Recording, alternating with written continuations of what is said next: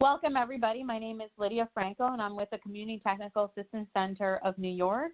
Welcome to our second webinar in our supervision series. The webinar is titled The Supervisor's Role in Creating a High-Performance Team.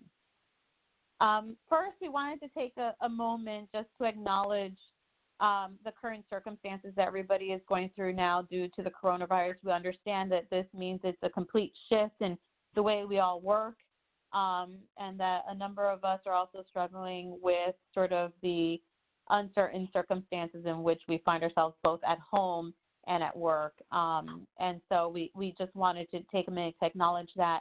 At CTAC, we're working diligently to identify additional resources and trainings that may be of help to you during this unprecedented time. We talked back and forth as to whether to hold this webinar. I think there was so many people registered for this webinar that we thought it was particularly important to move forward. However, we will incorporate some discussion around your role as a supervisor during this time and how the business as usual has kind of shifted a bit due to the circumstances. So please feel free to engage with us in a conversation, give us some feedback. At the end of this webinar, there will be a feedback survey where we're going to ask you to also let us know if there's anything else in particular that would be helpful right now, considering the current circumstances that maybe we could offer to you. So please, either through the webinar, through the survey, or you can just email us directly. Please give us any feedback that you can on what you think would be helpful for you in getting through this time right now. As a reminder, everybody's currently muted. Please use the chat box on the bottom right of your screen. If you don't see a chat box, hover towards the bottom. There's a bunch of circles there. Click on the talk bubble, and that opens a chat box on your bottom right. When you send, you can type in your message and submit. Make sure the drop-down says send to all panelists so that we can see your questions. Whenever we can, we'll try to address any comments or questions during the webinar, but we'll also hold some Q&A time at the end. The slides and the recording will also be posted on our ctacny.org website within the next day or two, so you'll definitely have access to that to be able to utilize further as well. So without further ado, I'll introduce our presenter, Dr. Anthony Salerno. He's an Innovation and Implementation Officer at the McSilver Institute at New York University. He's also a New York State licensed psychologist with 30 years of experience in the public mental health system, working in adult inpatient, outpatient settings. And he also has extensive experience working on and addressing supervision issues. Thank you, Tony, for participating today on our webinar. Sure. No, thanks very much. Lydia, as you were speaking about, what supervisors kind of need to face during these difficult times, I was thinking of the time when I was a supervisor for 10 years and I was running a day hospital. And if I was trying to imagine, what my role would be during a time like this, it can maybe feel, to say the least, a little overwhelming because supervisory roles are so critical in being able to manage whatever issues an organization is facing, what the clients are facing in the workforce.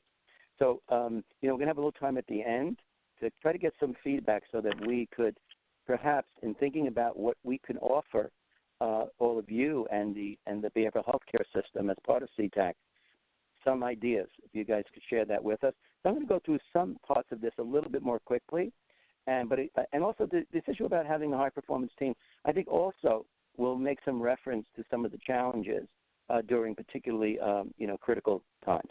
So I'm going to get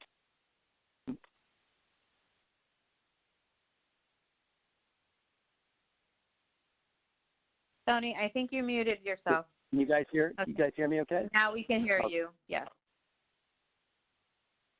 Time I go remove the slide, I get, let me try this. Okay. There you go. Okay, good. So basically, we talk a little bit about team development and some of these key dysfunctions that teams can go through and the role of leadership. And really, I'm going to see if we'd have enough time to kind of guide you through a process. You could spend some of this time now thinking about how you would size up your own team. And I think it could be a very, very useful process, and we're going to do our best to get to that piece. So one of the things about group development in the literature, and this is, some of you may be familiar with this, but the stages that a group goes through, and this is any work group, whether they're a long-standing team or an ad hoc group that's just put together for a particular project. And they're really this forming, storming, norming, and performing kind of phase. And this could be useful for supervisors to be aware of, where their team is in the whole process, and how and to what degree these are normal stages that a group will go through. And so in the forming piece, the characteristics of stage one is the members tend to be tentative and polite with each other. So some of you who are just starting with like new teams or bringing together teams around a particular, project, you go through this kind of phase where people are being kind of nice, right? And the critical skills that you need in terms of facilitating this process so that the organization has an understanding of what its purpose is. And that's true for a new team or for an existing team. Now, what's really our purpose? How are we going to be with each other? How are we going to communicate with each other? What are the various roles that we have? And how do we begin to build relationships and establish some trust? And your role is typically is needing a strong leader who can help to guide this team, right, through these forming activities. So your clarity on the purpose of this particular, team with respect to any particular program that you happen to be in. And then also, how do we communicate here? What are the norms?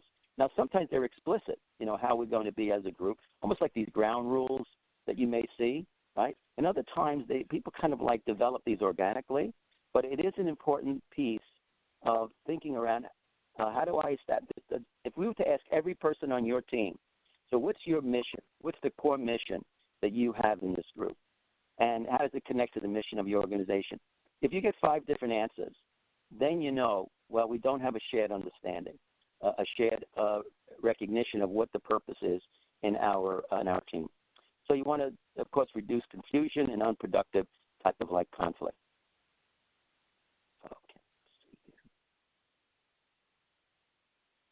Okay, so examples of these group norms, right? It could be as simple as interrupting one another. There are teams, I've seen it, and I've actually run some of these. I was telling Lydia before, I said, gee, I wish I knew some of this stuff when I was, basically running a team for like 10 years, right? And the way we developed norms, they just kind of like happened as opposed to any explicit idea, and certainly not on my part, right? So the idea of like respecting diverse points of view. Some teams, they're very, very open. You can have like really wacky ideas and people don't attack you for it. Others, people are very, very worried about how they're going to be perceived in the group. Or sometimes there's a leader, an informal leader in the group who has a lot of influence, and people will check and see what that person is doing before they make a comment. So you can have a lot of these problems where people aren't really very, very honest in the very beginning, and that can remain through every stage of a team. Judge ideas, not people, equal participation, creative problem solving, and that people's ideas are treated as valuable, clarified decisions, and when you're going to start and end meetings on time. So the storming. So you go through the forming piece. Some folks get actually stuck on what the heck are we really here to do, and they're constantly kind of just struggling to get some norms established. Then you get to a point where they move beyond that. You get into the storming, and this is where people aren't so nice to each other sometimes. There may be some disagreements or some conflicts. It's only natural, right? And the team needs to find effective ways to handle differences and disagreements. And sometimes these are things on just personality factors that enter into it. People are always human, right? And even though they have roles and professional kind of like boundaries, they're still human. And they can react on personal levels as well as around the issues facing the team.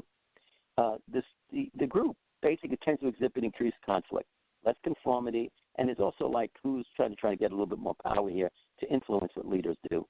The critical skills for you is how to resolve conflict, clarify roles, and build consensus, right, through constantly focusing the team back on what is the purpose. But if the purpose is not so clear, it's hard for leaders to be able to bring people back to that level. The role of the leader, right, is to identify issues and resolve conflict, to constantly remind people of the norms around how we sort of respect people's ideas, and then also your behavior as a supervisor, how you respond to disagreements, how you respond to people who disagree with you, right? That's going to be an important piece. And I know I've fallen into that where, I was kind of, a little pig-headed about some things and kind of wanting things to go in a certain way. And kind of, I could just reflect on this at times where I didn't really allow some of those kind of competing ideas. And that was not good. I wish I can go back and kind of correct that, but that was really not so good. Okay, so let's go to the next.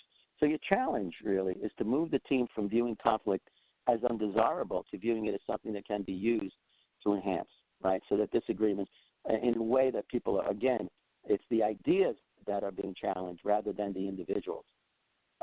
The need for power and control, it's just a human kind of basic need when people are in situations. We all kind of strive we strive for safety, and we strive for having a sense of control. And supervisors modeling and reframing conflict as a respectful process is key.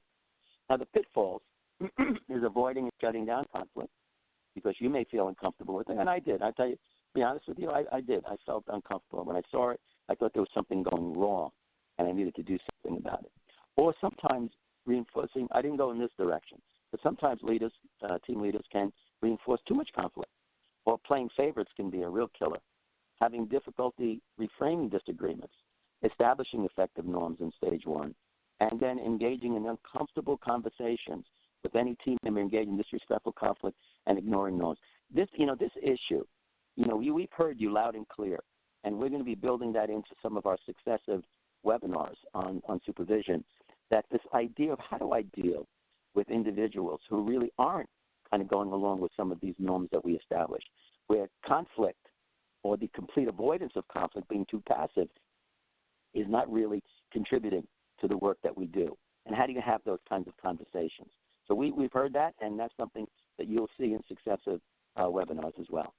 And the next thing is to establish some kind of place where now we're just getting on to business, right? We've kind of, the ideas are being expressed. We've established some of these, norms, and now we're trying to establish a way that we're going to be with each other, and we can feel predictable and safe around that.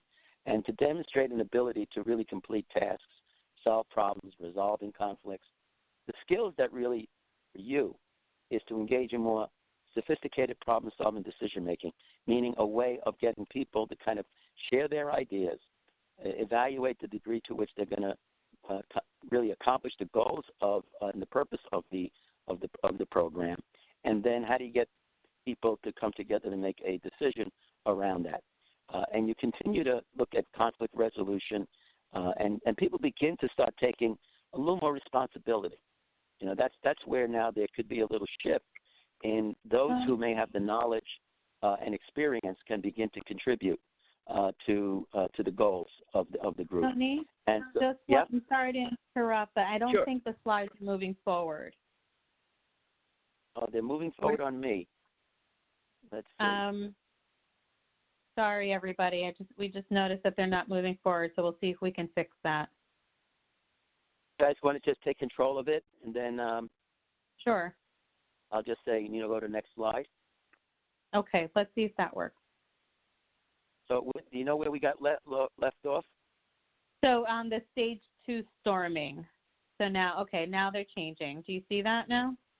So it's on Supervisor's Challenge. I think you were up to stage 3. I just changed that. Okay. And let me see. Can you guys see this, Pitfall? So we have the ball right now. Okay. So go to wherever you need to go. The slide after Pitfalls. Okay. I'm going to go there right now. Stage 3 norming. That's where we are now. I don't have that in front of me. I think there's a delay. Sorry, folks. We're trying to figure out this technology here. I think bandwidth is probably a challenge right now with everybody on. I think so. We're on stage 3 norming. Did you get to norming already? I can now, but I'm. As it turns out, I'm moving mine. But you tell me where you are, okay? So that we're all in the same place. So right now I'm on stage 3 norming. And, okay, great. And this is, you guys, maybe many of you are already in this. Look, we kind of know what our business is. We get together, we start and end on time. We have an agenda, we kind of follow it. People express disagreements in a way that doesn't result in, harmful kind of conflict. and we've entered that stage, and that's a very important stage. You can get stuck in those previous stages, so that can certainly be a problem. Let's go on to the next one. So, Tony, can I just check one more thing? I think you may have gotten disconnected from the webinar. Okay. Can you double check that you're still connected? If not, we can kind of keep moving forward. Let me see.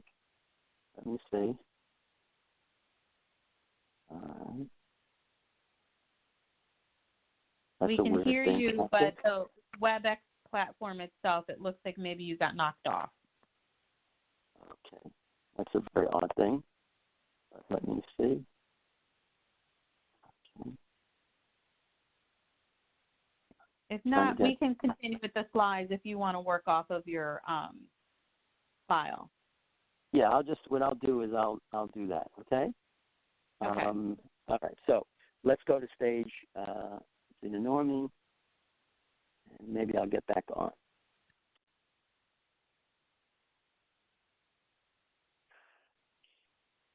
All right, Apologies, everyone. We're figuring this out as we go. Okay, so why am I'm trying to get back onto this? Okay, let's see. Automatically. Let's just give it another minute, half a second, see if I can reconnect. I'm wondering if there's so much traffic in the internet system these days because everybody is using it, if that has contributed to it. Okay, let me go to my slide deck then.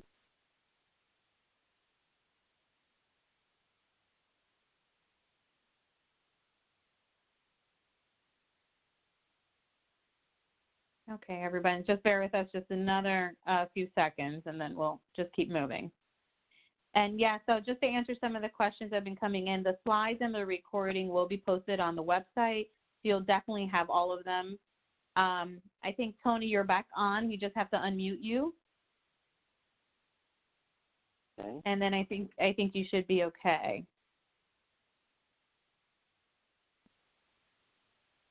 Can you be here? Okay. Can you hear me? Yes, we can hear you. I'll move over great. the slides if you just tell me when to go to the next slide. Let's do that. Okay, very good. All right, thanks so much, guys, for your patience. Okay, so let's go on to the next stage. Okay, so just go back one. Okay, so there's a shift. Now, some folks, and I've been in so many different teams, where some of the group leaders, they tend to have a very directive style, and when others are trying to exercise some leadership, they can be a little threatened by that, and they don't want to give it up.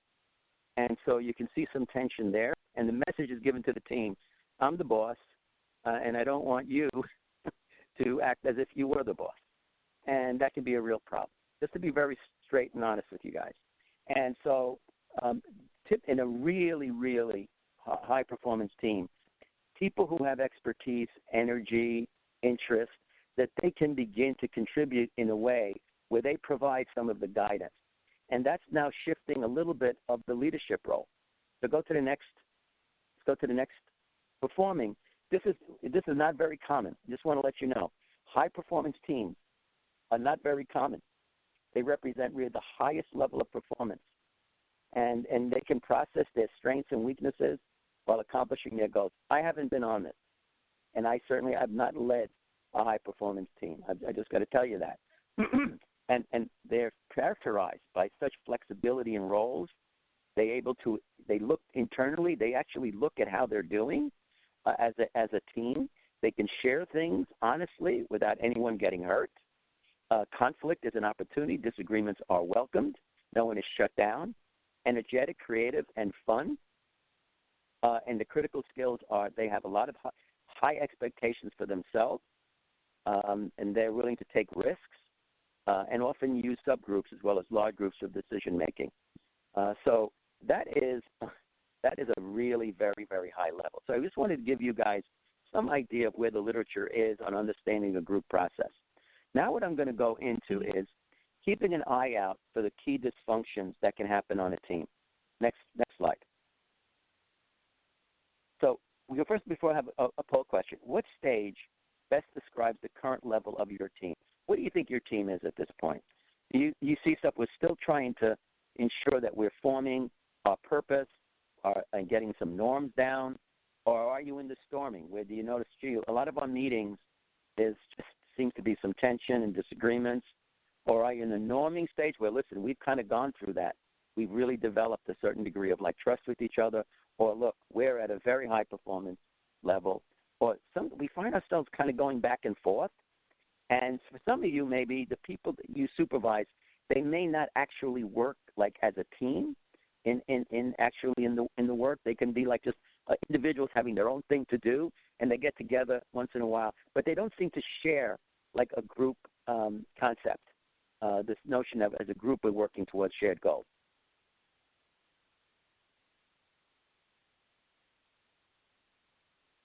So we've closed out the poll, and the results should pop up any second on the right-hand side. Right.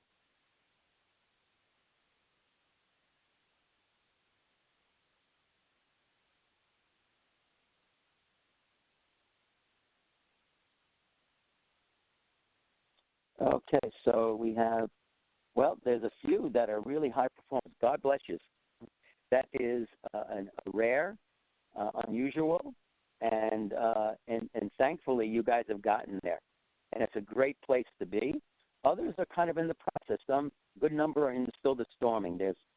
We have to really resolve that piece around how we share disagreements, and you have a challenge as a supervisor if that's where your group is at this point, in terms of being able to resolve some of these disagreements, different ways of looking at things, and creating a sense of like trust, and then being able to move on to your norming stage. And there's a few that are still like, we're just trying to get it together here. We're still trying to figure that out. These stages can actually get stuck in these things for quite a long period of time. And then others is kind of fluctuating. We sometimes we've got it down, but then we kind of can revert. Now, part of the issue is this. Some of you will lose team members, and you'll gain new team members. The dynamics change. That's one of the big challenges, is you may have established a certain kind of like structure in a place, but then people leave and other people come in. It's going to need some time to rebalance itself. So thanks so much for sharing that. I now want to go on to some of the most important work taking place in looking at teams. That was work by Patrick Lencioni, and I want to share this with you because this has really gotten a lot of interest around the country. And I had the opportunity to see this man and also to read some of the literature on this. So I wanted to share that with you, and I thought it could be helpful. Go next slide. So this is what he says, and this is the observation of many, many groups over many years, and that these are some of the ways in which teams can really kind of screw up, where they can be dysfunctional. And it starts out when the foundation is when there's an absence of trust, when there's the fear of the conflict. I just talked about how that is an important part of where teams kind of need to get to and then go beyond. When there's a lack of commitment, when there's avoidance of accountability, and people are not paying attention to the results of, like, how do we know we're doing a good job? Next slide.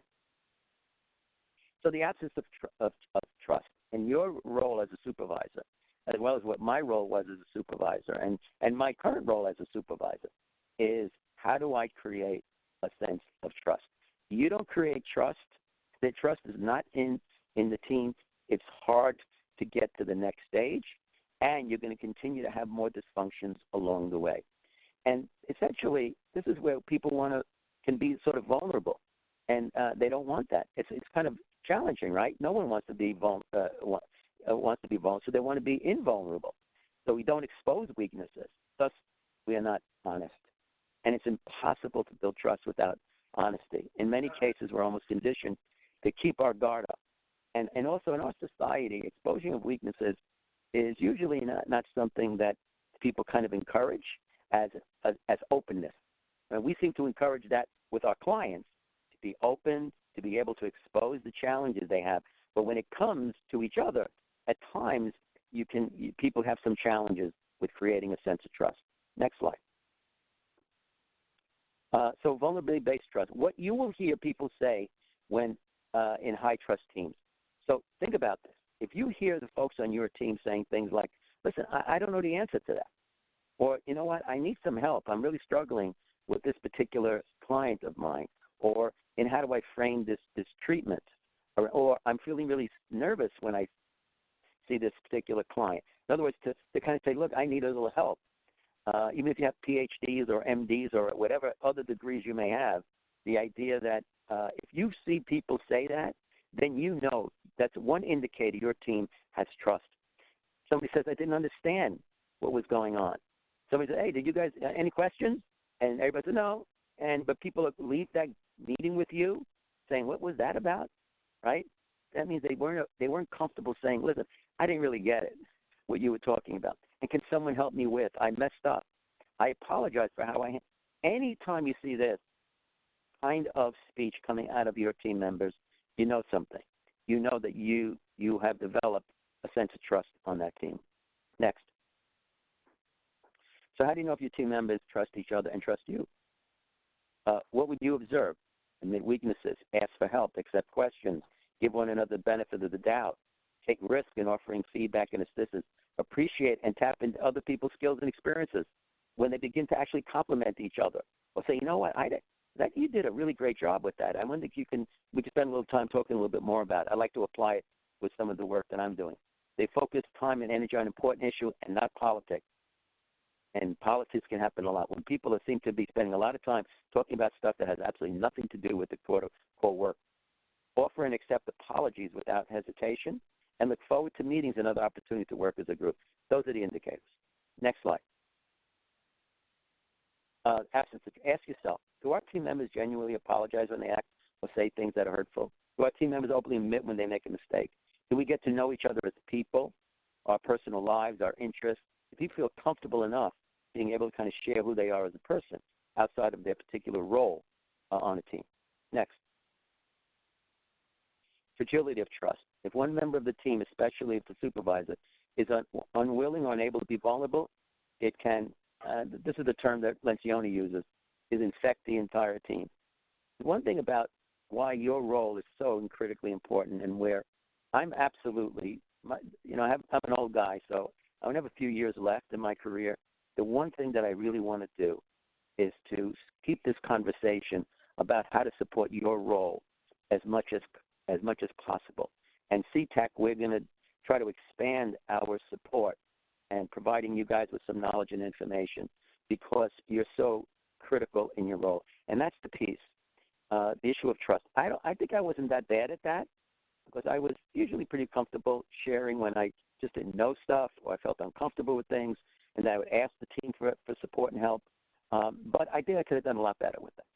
This is a time for very uncomfortable conversations with the person if you have someone who is really undermining a sense of trust in the group. And I know that's an area you guys want to talk more about, and we will in subsequent webinars. If the supervisor doesn't trust the team, this will become a serious organizational problem. Okay, next slide. How to promote trust. Simple answer. You go first. That's it. You express the vulnerability. And that's kind of tough sometimes, right?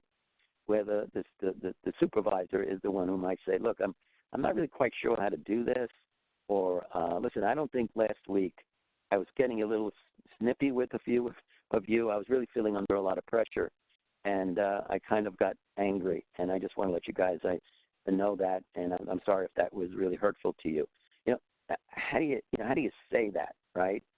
But that's one of the things, at least if you kind of buy what Lencioni is sort of buying it, and I do. So I support this kind of idea, is that you start off. Next slide. The fear of conflict. This is another thing, and we saw that in the earlier stages of group work. If trust is not present, people will not engage each other. Artificial harmony, important decisions will not be made. People stay quiet. They kind of like make their role very, very narrow.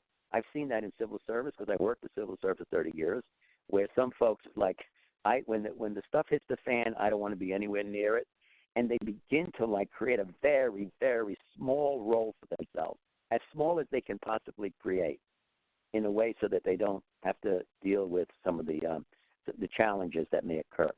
Conflict can be good if it is about ideas, right? And it avoids personality-focused, mean-spirited attacks. Teams generally avoid this because they don't want to hurt each other, right? Hurt each other's feelings.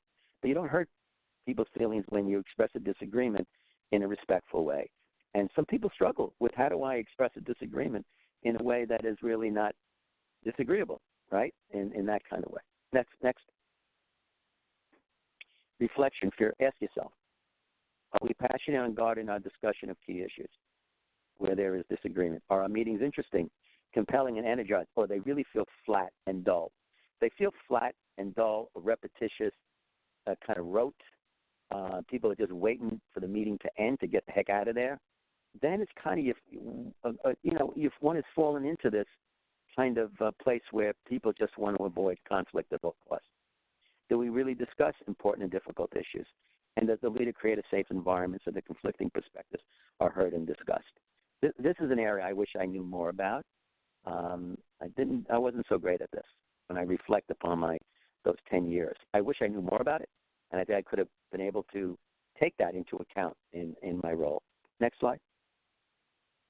Productive conflict, right? It's about ideas, as I said, and it's about identifying the truth about issues, decisions, goals, root problems. In other words, everybody's like, look, we have an important goal here. We're serving people who are really challenged, a lot of difficulties, right? We have a system that sometimes seems to be working against us. We can't spend too much time, kind of being overly polite and nice, or never wanting to share a disagreement, never wanting to raise an issue that's going on, because we have some really important work to be done. And conflict is expressed differently across cultures. So depending on sort of the person's culture or maybe religious background, people, we're human first, right? Besides being credentialed professionals or paraprofessionals, we're people first. And so depending on our cultures and our particularly, upbringing, we may have more or less difficulties around being able to view conflict as not something that is horrible and terrible and to be avoided at all costs. Next. Teams that manage lively, interesting meetings, extract and explore ideas, resolve problems, minimize politics, put critical topics on the table for discussion. You don't leave the group saying, well, that was a waste of time. If anybody leaves the team meeting saying, that was a waste of time, then you know people aren't really sharing the things that are most important. Next. Someone just mentioned empathy and accountability. You couldn't say this more strongly, because that's part of it, right? And empathy is really that you kind of like recognize, right, the way in which other people's perspective. How do you take that other person's point of view? When it differs from your, it's not hard to be empathetic when the person's point of view is your point of view, right? That's not hard. It's hard when you need to understand that other person's perspective when it differs from your perspective. That's really the challenge. Not when you agree. That's not hard for any of us. So thanks so very much for the person who put that out. Lack of commitment. People become ambiguous. People will not buy in if they do not have the opportunity to weigh in. So failure to achieve buy-in from the first team filters down. The two greatest causes are desire for consensus and the need for certainty. So a lack of commitment to the work at hand, which is really a critical piece. So if you lack that, where people really aren't bought into, the mission, the values, the goals, the aims of the organization or the program. Next slide. Is buying in, right? And how do you help people to buy in? It's when they're not involved, when people don't weigh in, when people don't express their true beliefs and disagreements, when people don't have a sense of trust, when people feel compelled to go along and hold back. People can follow a decision that's different than what they thought was the right decision when they feel that they've been able to express their point of view. So if they say, look, I think our organization should do this. I think that our program should approach it this way. I think our documentation process should look like this. I think our case management or case conferences should. Giving people space where they can share their perspective. But leadership doesn't say, well, Joe wants to do it this way. Mary wants to do it that way. Fred wants to do it this way. The role of leadership is to hear people out and then make a decision of where you want to go. People will be willing to follow you, even if they disagreed with that decision once they felt heard. So one way to really kill people's sense of commitment is when people's perspective is not given an opportunity to be shared and valued. And worse yet than not buying in, right, is they passively commit. Then you really don't have commitment. Next slide. The consensus-seeking pitfall. First of all, consensus is impossible in many situations because people have different points of view, right? We see things different through a different lens. Consensus unproductive delays decision-making. You're really trying, like, everybody's got to be on board. Everybody's got to agree that this is the way we go. Well, that would be nice in a sort of an idealistic situation, but in a lot of situations, maybe there's some situation you guys all are on board, but there's some situations where, look, I'm not crazy about that approach, right? And then people can support a direction of decision even when they get a chance to be heard. The leader, though, breaks the tie, right? That's your job, or the higher-ups, right, if it's a organizational policy. But it's in your purview. You say, listen, Mary, I appreciate what you're saying about how we should approach this. Fred, your idea around approaching this from this angle, I can see where you think that could be helpful. And Joe, your suggestion that we go in this direction, I can see why you think that could be also helpful. But, now that I've heard you all, and let me make sure that I represented your perspective accurately. Did I get it? Did I hear what you wanted to say? And if everyone says, yeah, great. I think I'm going to go with this perspective. I think we should go in this particular direction. But I really appreciate you guys thinking so hard about, what would make sense and all your thoughts and ideas. I want to tell you, I value them so much. But we have to go in one direction. We can't go in all different directions at the same time. So we're going to go in this direction. You break the tie. I think that's an important piece. Next. I'd like this kind of quote, the issue of commitment. Always remember the distinction between contribution and commitment. Take the matter of bacon and eggs. The chicken makes a contribution. The pig makes a commitment. And I always like that. I said that's a good way of looking at the issue of commitment. Okay, next slide. Do we know what each member of the team is working on and how they contribute? Do team members leave meetings feeling confident, right, that they're committed to the purpose and goals? Team meetings, end meetings, and next steps that are clear in action. No one leaves with nothing to do. That's one indication. Like if I go to a meeting and there's nothing for me to do after the meeting, it's like I could have not been there at all, or I could have been furniture. So that's an important piece. And that the supervisor model commitment by organizing the meeting, setting an agenda, promoting action. So in other words, we have a purpose here rather than, okay, everybody, what do you guys think? A meeting that has no structure can often reduce a person's sense of, are we really working on things together? And it can impact commitment. Next. A team that commits. I think I've made this point already. Go on to the next slide. Then there's avoidance of accountability. This is the most common one, right? This is what was found in the observation of many teams. Supervisors do this to avoid uncomfortable situations. That's holding people accountable. And if the supervisor doesn't hold people accountable, team members won't. Others will not hold each other accountable. Difficult in peer-to-peer situations, when there is little commitment and no buy-in, team members will not hold each other accountable. To get to this stage or this place required all the other previous things being addressed, right? So if there's no real commitment, then people just don't hold themselves accountable. And if supervisors don't hold folks accountable, then you have a situation where others see that, and then they don't hold themselves accountable. You need team members willing to call their peers on performance or behaviors that might hurt the team. The closer the team members, the greater the danger around this. This is a tough one. This is a really, really tough one. I think a lot of the feedback we've heard from all of you was related to this one, around how do I have those uncomfortable conversations when I think of one of my team members or a number of team members don't really show the kind of commitment to this work, either whatever it might be, whatever the behavior might be, right? And there's like an avoidance of accountability. This is tough.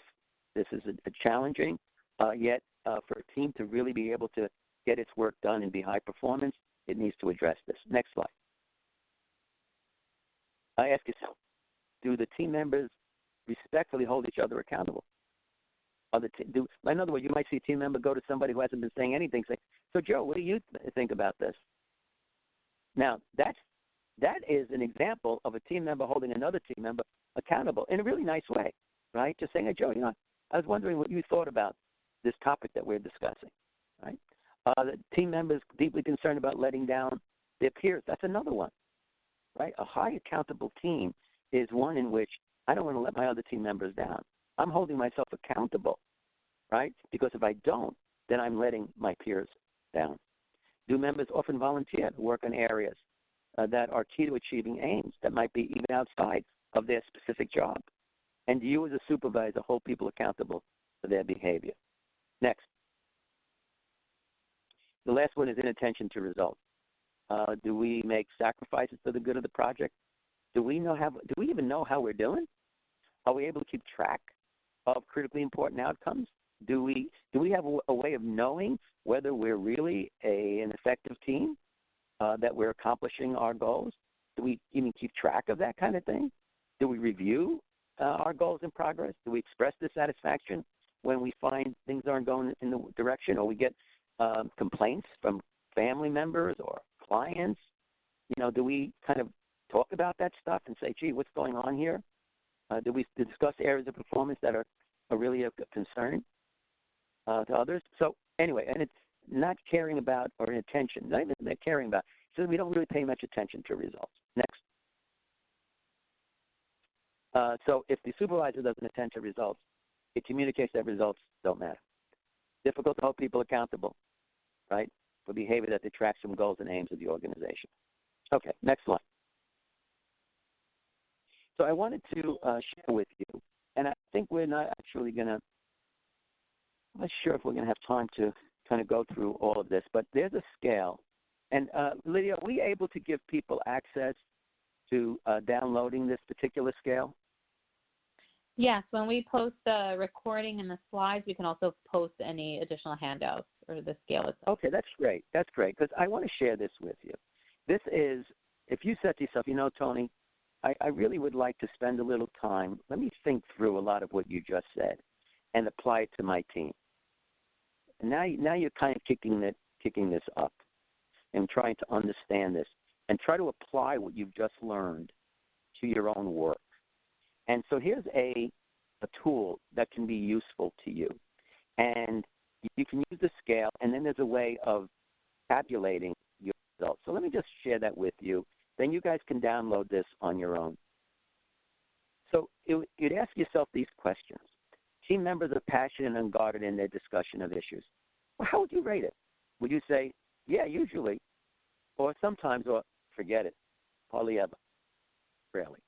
Next thing, team members, do they call out one another's deficiencies or unproductive behavior? Would they say to somebody, Joe, you guys are kind of like, I think you have ignored some of this issue that we've been trying to address. Would anyone even challenge another peer member in the group around anything that might be detracting from the work of the group? So you'd say either usually, sometimes, or rarely. Team members know what their peers are working on and how they contribute to the collective good of the team. Team members quickly and generally apologize to one. Team members willingly make sacrifices. So all of these things are related to those 5 dysfunctions. And if you wanted to, which I would encourage all of you to go through this exercise, size up your team.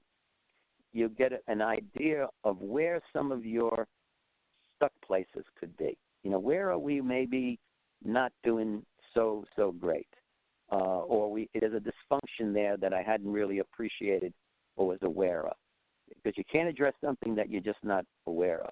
So we're sharing this with you as a way of engaging in that. Now, you can go through all of those, give it the numbers, and then the next slide is how you can put those numbers into these areas. So for statement 4, if you added, say 3 was the answer, and statement 6 was 2, or statement 12 was 2 or 1, you can kind of then add it up for each of the dysfunction levels. This will give you a clue when you add it up to see what your total score is. So if you score 8 or 9, so in this example, dysfunction, absence of trust, all the statement 4, 6, and 12 had to do with trust issues. So let's say you scored 3, 3, and 3. That will give you a score of 9. If you go to the to the score sheet below it, a score of 8 or 9 is probable indication that the dysfunction is not a problem for your team. So the higher the score, the better in terms of reflecting lack of a dysfunction. Now this is around dysfunction. I know that you could have probably phrased these things in terms of positives, right? I don't know why Patrick Lencioni didn't, instead of saying the absence of trust, he could have said the presence of trust, right, to make it more positively oriented. But he in particular was trying to get people to think about where teams go really fall away from what their primary purpose is. So he wanted these kind of like difficulties in teams to really be identified. And you could do it for fear of conflict, lack of commitment, avoidance of accountability, inattention to results. And if you go through this exercise, you might find, gee, we're really, really good. Trust is not an issue for us. Fear of conflict isn't really a big issue for us. Holy cow, but lack of commitment and accountability. That's accountability. The accountability, don't be surprised if dysfunction number 4, absence of accountability or avoidance of it, is the highest. That's actually what the literature seems to show, that a lot of folks, there's this thing about don't hold me accountable that can take place. I understand. That's a human reaction, right? People want to feel safe and protected. And they often, and one way of sometimes handling it, particularly in an organization that they hold you accountable most for negative things, but not necessarily for positive things, which can happen. Next slide. So based on your assessment of your team, we're not doing this. Let's go to the next slide. Go to the next slide. What webinar, now this is what we want to spend some time at the end around some of the challenges you're currently facing with this unprecedented kind of crisis, right? I spent 30 years in the field and never had to deal with anything like this.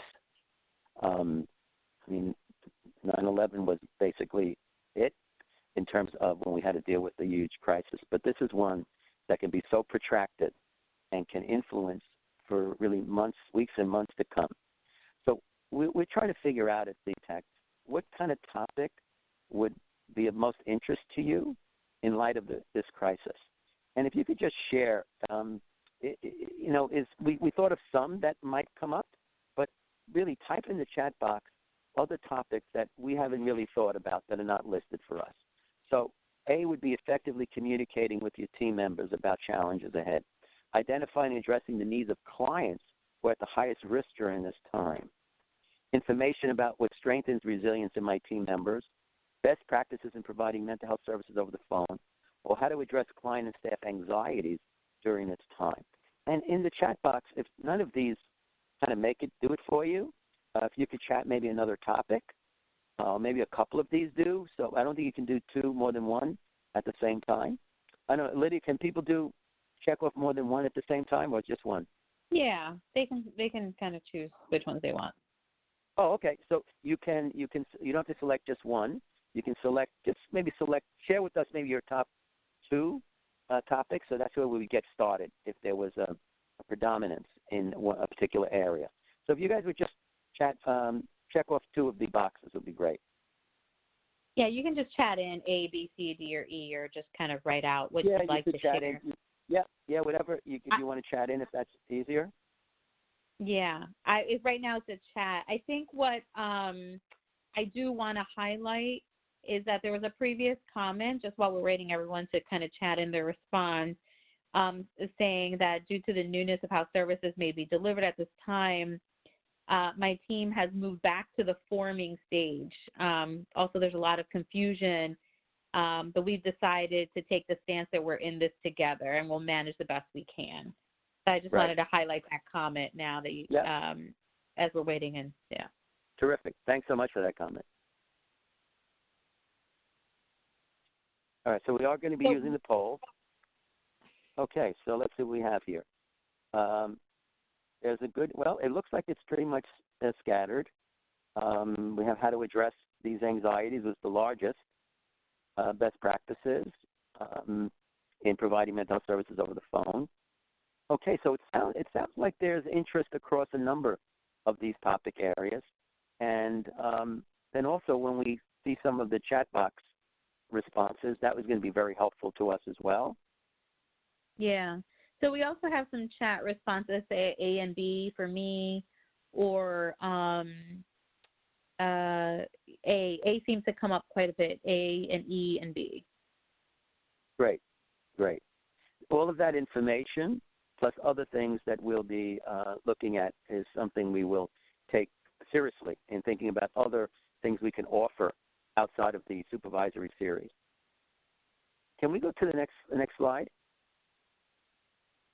So if you could kind of type in, this is where, you get a chance to just share with us so we can get a better understanding of what worries you most in light of this crisis and its impact on your supervisory role. So what worries you? That will also give us a sense of what we might be able to do to kind of provide some more support in the coming weeks.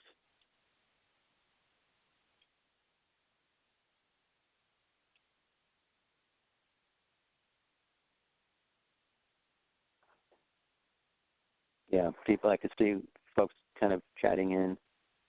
Please feel free to just let us know the jobs, of course, and really the team falling apart. I mean, this is such a serious situation that we're in. Please keep typing that in because we'll have a recording of those chats, and we're going to review them. This is just a chance for you guys to share what is most on your mind and what most concerns you. Let me just give you another minute or so for that. Yeah, and just to highlight, because not everybody sees all these that are coming in. So some of the things like managing the anxiety of my staff or their health and safety, balancing the need to give services but concerns for the safety of our staff as well. Adapting to the rapid sort of changes and recommendations as well. And managing a team remotely is also a big one that seems to come up, and the concerns around that. Yeah, managing anxiety with staff, their families, all of that. Thank you so much. And just keep having that come in.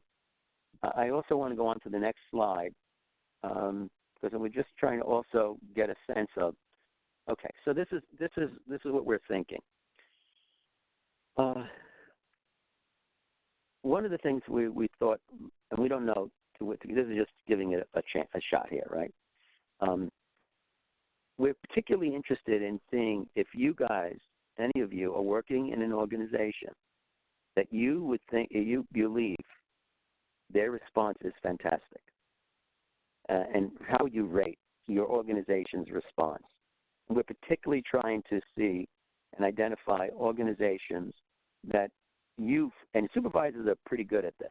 They're pretty good at being able to answer the question, how good a job is your organization doing in really communicating, having a plan, being sensitive, focused on addressing staff, client, community needs, that others may benefit from their response. And the reason why I'm asking this is if you felt comfortable, if in fact you said A, if you answered A, and you're in an organization that you feel very, very proud of in terms of how they're handling this, then we would ask you to chat with your leadership to see if they might be interested in participating perhaps on a panel or a webinar that they could share what they're doing with other organizations throughout the state. That's really what we're trying to get at here. I don't know if anyone at this point can identify an organization where they say, look, our organization is approaching this so well that, we could actually, others could benefit from how we're doing things. B would be we're pretty good. Caring leadership is trying to do their best, but they still need to do more. C is somewhat effective, some basic communication, but not much of a plan. And D is, this is really a mess, right? It's really unsatisfactory. So we won't know who's answering what But if you guys could share that, that'll give us a little bit of a snapshot of how the state's organization, behavioral health organizations, how you, from your perspective, size them up. And if you could share that with us, we'd really appreciate it. So just take a moment.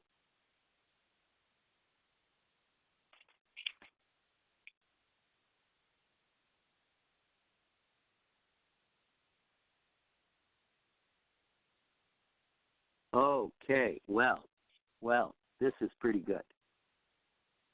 This is pretty good. So we were saying about nearly 30 organizations. Of the supervisors, you've sized up your organization as really handling this in an excellent way. We're just going to ask you this, and we're not going to ask you for the information about your organization. We don't want you to be put in an awkward situation. If you felt comfortable, if you could ask leadership, one is to give that feedback to leadership and say, look, we were on a webinar with Dr. Salerno and the people at CTAC, and they were asking if we knew, what our experience was in how our organization was handling it. I think we're doing a fantastic job. And they wanted to know if we would let them know if we would be willing and interested in participating either in a panel type of webinar or a webinar where we could share what we're doing with other organizations that could benefit from the approaches we've taken. So I would just ask you if you guys were willing and able to do that, and then contact us. Just let us know that, I'm from such and such organization. I spoke to the director of our program or the CEO of our company, whatever it might be, of our organization, and I told them that I think the leadership is handling this fantastically, and I was on a webinar, and CTAC would like to know if we would be interested in sharing what we're doing with others, where we could be a help to other organizations and leaders who are struggling with some of this, right? They're struggling. Everybody is struggling. So this is a time, I think, when we want to be able to share some of our best practices and things that we found to be helpful. So I just wanted to end on that note, and just thank you for those of you who are willing to go forward. Let's go to the next slide, and then we're just going to end the webinar at this point. Yeah, I think you're welcome to send us questions through, because we're mindful of the time. Send us any questions around supervision and team building, either directly to us through ctac.info@nyu.edu, and we'd be happy to answer them via email. Also, as Tony mentioned, if you do have folks at your organization who are interested in talking to us about how they're approaching the current situation, you can also email us at ctac.info@nyu.edu. You can also reach out to Tony directly at anthony.salerno@nyu.edu. As a reminder, all our slides, recording, the scale that Tony mentioned will be posted on the ctacny.org website. So we'll send out a notice when that's available, or you can just check the website periodically. We do have another webinar coming up on supervision. This one will be towards the end of April, promoting staff satisfaction, commitment, and retention. Keep an eye out for that announcement. And we have a couple other webinars scheduled this month on reducing access disparities in mental health and technology, and screening for trauma-informed services and kids' mental health. So look at our CTAC announcements if you're interested in getting those as well. There will be a feedback survey that pops up at the end of this webinar. If you can just take a couple seconds to fill that out, let us know how any feedback on this webinar, but also let us know what additional resources you think would be helpful. That's another way you can talk with us. Please fill that out, and we'll be looking at that feedback actually today and tomorrow.